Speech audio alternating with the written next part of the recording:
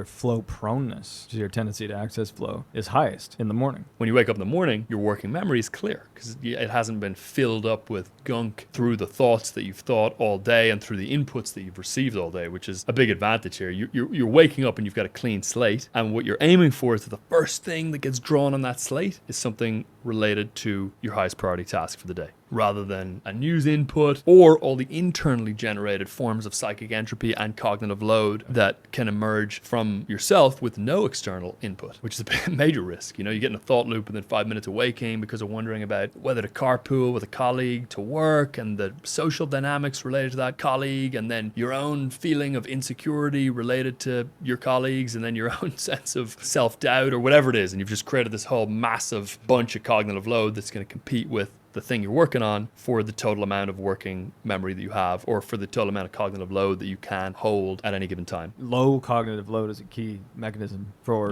triggering flow state. And it makes sense that it would be. Your attention cannot be fully captured and engaged in the moment if it's burdened by all of this stuff that's competing for your attention. Literally, your attention is just being spread by other things instead of being fully... Right. Flow is a state of full attention and full absorption, which even goes beyond having attention be fully applied to one thing, and is a form of altered state. And if a bunch of that attention in the first place is leaking onto other stuff that's occupying your mind, you're further from flow. So that's the other big reason Wake Up and Flow works so well, is your cognitive load is naturally lowest.